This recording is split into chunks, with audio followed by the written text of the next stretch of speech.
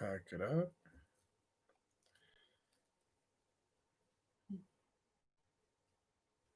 I'm just eating cookies over here.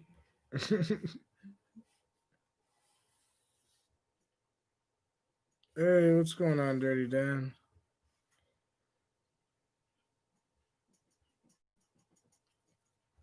How's life? Life's been pretty good. Dealing with things like every other human. Every other human goes through stuff, but I've been really, really, really, really high on Delta 8. Um, so yeah, that's been dope. Oh damn, Dirty Dan. Dirty Dan says he's in rehab. Well, I guess that's a good thing then. I mean, depending on why you're there, but if you're there to generally get clean on whatever you're whatever, then that's a good thing. It won't be forever. It's temporary. You'll make it out eventually. Hopefully, strong minded and yeah.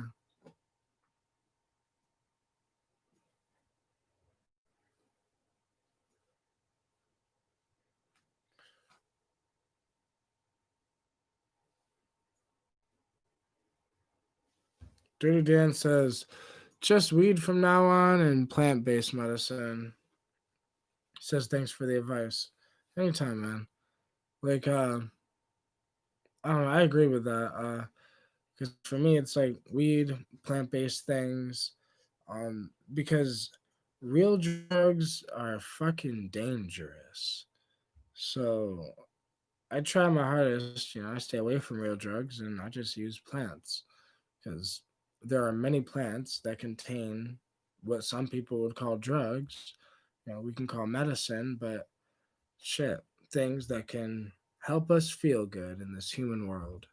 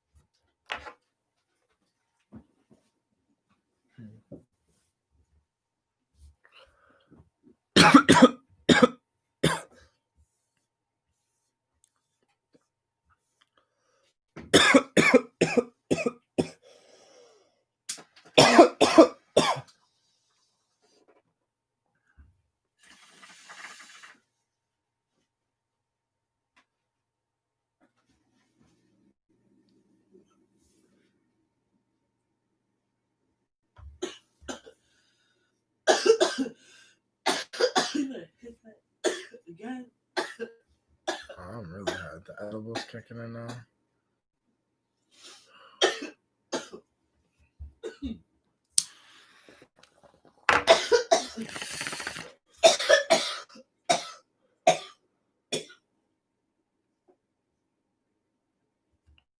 Whew. So I'm really high. Edibles kicking in. Yeah.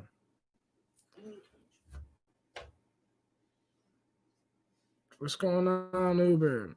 Uber driver.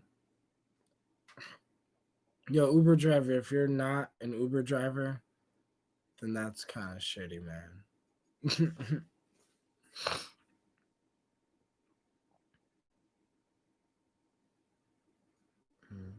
I'm really high. So, like I said in the beginning, I've been on Delta 8 for a while. I've been smoking Delta 8 wax since I got it. So um a little after Christmas. And yeah, it's definitely been interesting. So, I've learned a lot about the CB1 and CB2 receptors.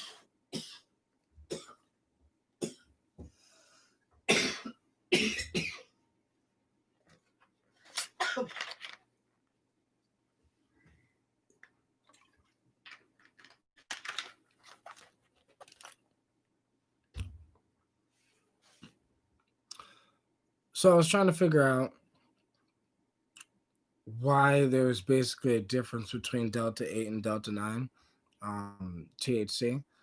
And the only thing I've came across out of scientific research is that Delta 8 works on the CB2 receptors more than Delta 9. Delta 9 and CBD don't really work, you know, strongly on the CB2 receptors. But the CB2 receptors are associated with the serotonin receptors as well, because the CB2 receptor affects serotonin and 5-hydroxytryptophan, and basically it affects your body's way of, whatever. So it might act like a reuptake inhibitor in a sense, or a natural version of it, right? Where the CB2 receptor kind of helps you not degrade the serotonin that's already in you. But there's not enough research done on the CB2 receptors to fully understand its mechanisms yet, because we, as a society, we've been so focused on the CB1 receptors, because the CB1 receptors is the receptor that basically THC gets its high from, in a sense. Um, so but the high is associated with the CB2 receptor as well, just we don't really know. Also, anti-inflammatory aspects of it, of cannabis, can be related to the CB2 receptor. So the CB2 receptor is very interesting. All right, so Dirty Dan says CBD highly diminishes THC's effects. And yeah, that's so CBD is an antagonist and THC is an agonist, meaning CBD is a technically a blocker of the cannabinoid receptors, and THC is an activator of the cannabinoid receptor. But it's a little more complicated than that. But yeah, reality is that technically CBD does take away uh, some of the psychoactive effects of cannabinoids that work on the CB1 receptors.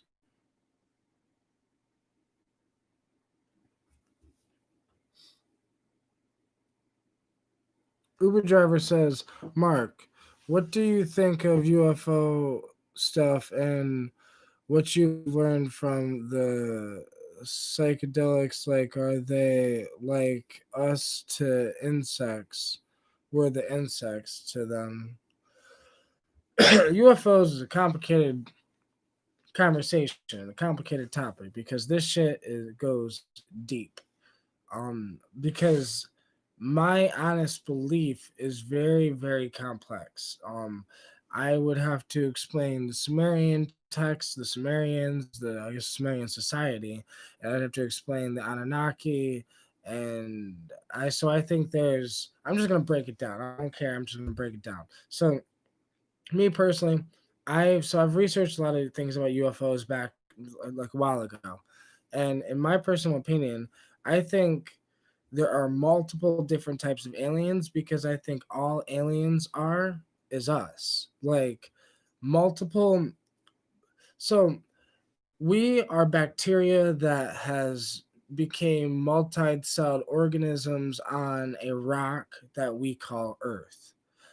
I think there are other bacterias that became multi-cell organisms on another rock somewhere else out in space that they call a different planet.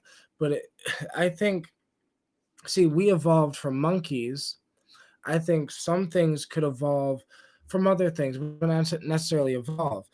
This is why this shit is so complicated, because I'll go on forever. There's so much research I've done about okay, so about the gene editing and how the theory about the Anunnaki, how the Anunnaki spliced our DNA in human genome number 2, and basically how this is how the modern Homo sapien was formed.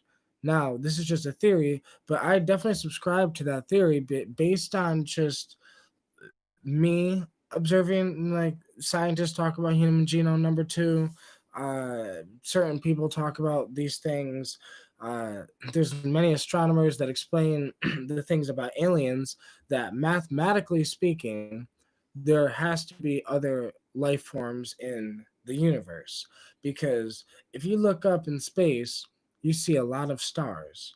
And if there's stars, there's planets around those stars. And if you just use simple math and percentage, you can figure out what is the percentage of Earth-like planets in the universe, and the number is extremely high.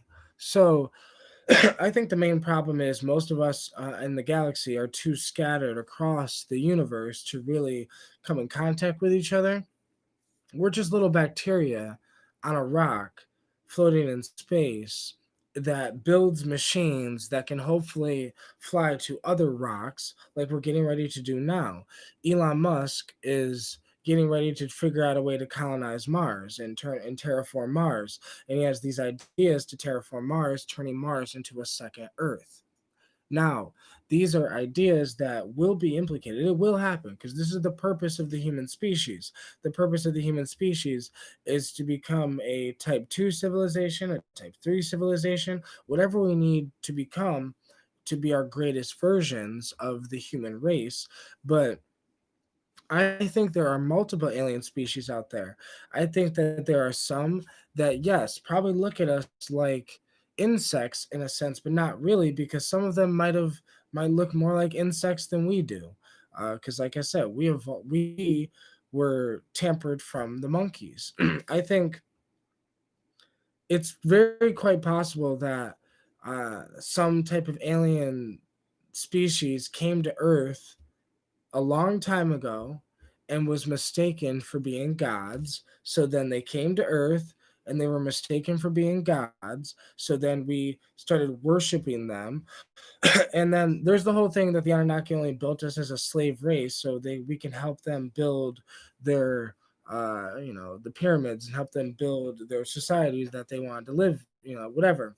And to me, these theories are pretty interesting because I'm a very deep thinker. So the way I look at this is I look at it from the whole about what would we do as a people if we went out to colonize another planet, we went out to another planet. Let's say we actually build a rocket ship or some type of fucking ship that can actually get us to another star that has another Earth-like planet. If we go there and we land there, if we see some humanoid creatures that look human but are more like cavemen, they're not evolved, they're like cavemen. Maybe there's just one genetic problem in their DNA. So maybe we get more advanced with CRISPR. We get more advanced with genetic splicing and changing DNA and altering DNA and all this other shit.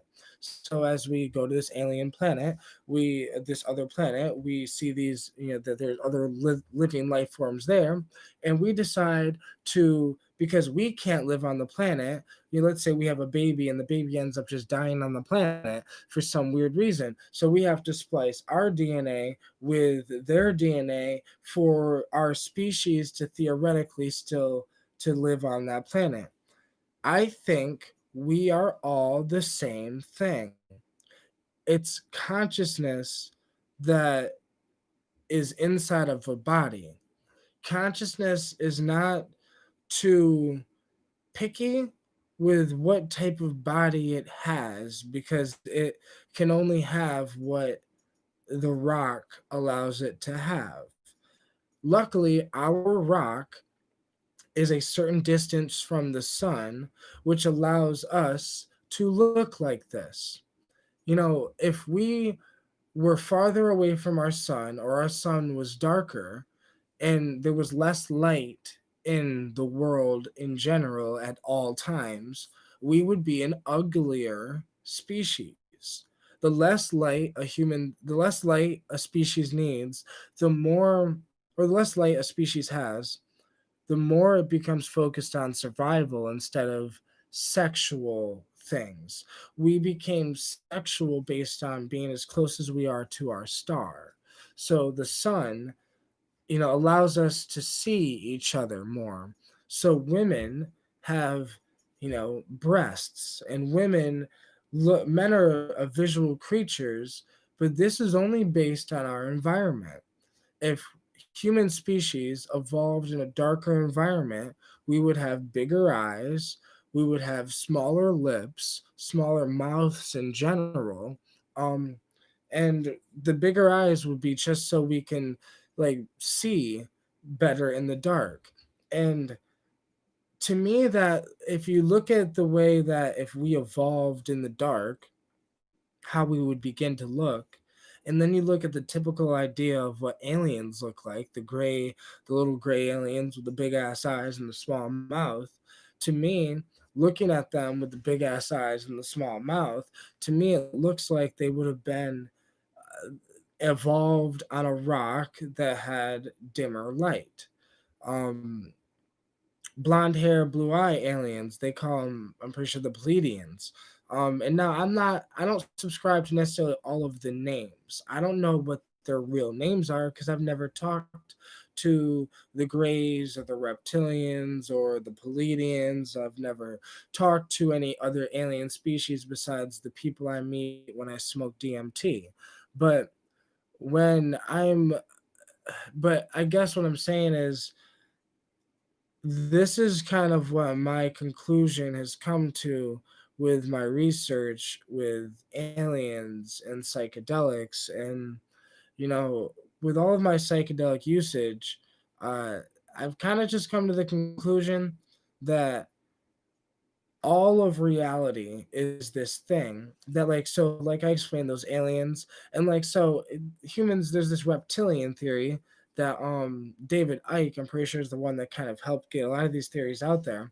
But this reptilian theory that there's reptilian aliens. Now I don't know if they're fucking running the government. I don't know about any of that other shit. But all I know is that, for me, using my observation, that it is, if we evolved from monkeys, right? If we're walking, talking, thinking monkeys, what's to say that you can't take uh, some type of reptilian something? Um, because dinosaurs used to exist, right?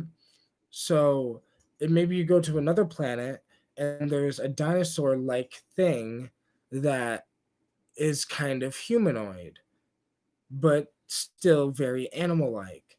So maybe you go in and change its DNA a little bit so then it can be more intelligent. I think that we are learning how to be gods of this physical universe, but we have to be very careful where we're stepping because we can step on ourselves and fuck ourselves up because that's where we're headed. We fuck ourselves up with nuclear bombs and we fuck ourselves up with uh, all this technology. We create technology and we end up fucking blowing ourselves up with that technology instead of doing something good with the technology. But I think right now we're in the middle of evolving as a species, deciding what type of species do we want to be. Um, because I do think that there are species in the universe that have evolved pretty far, maybe millions of years more advanced than us, but that don't necessarily mean they're good. You know, one day we're going to have a choice whether we want to merge with technology or not. Maybe some other alien race has already made that decision. And maybe they decided to merge with technology. And maybe it fucked them up because it took away their emotions and feelings and made them nothing but logically intelligent. Like, I feel like, just have to be very careful with what this universe could possibly be.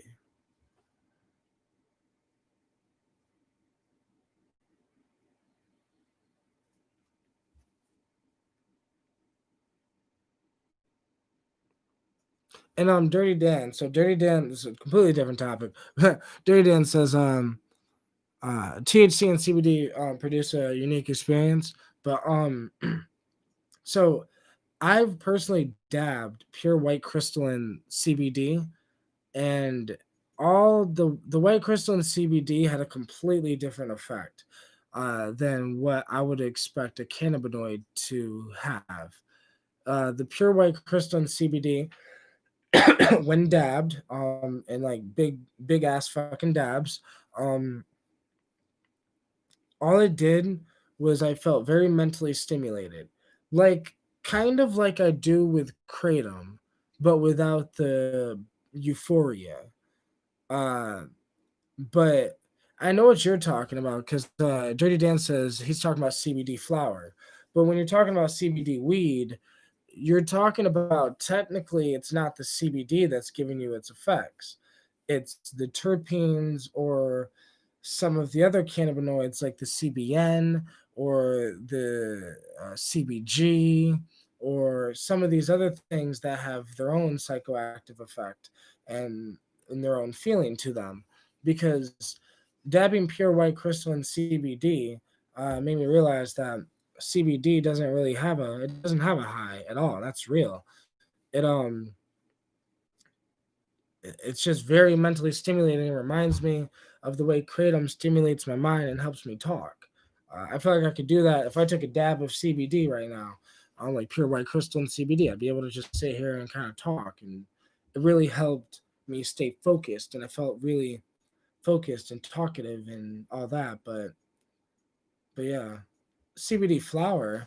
Now I've tried that many times, and CBD flower um is an interesting thing. Now I don't really have a need or interest in those things because I'm not really interested in um CBD or that. The lowest type of thing that I do like that is I guess Delta 8 THC, but I guess I like to get high.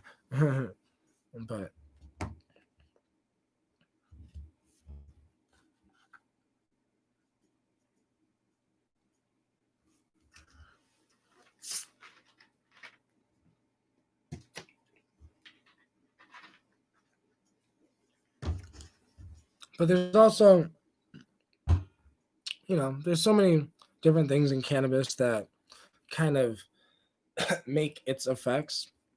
And what most people don't know is the main reason why you can have two different weed strains and they can have two different effects, even if they have the same amount of THC in it, it's the terpenes.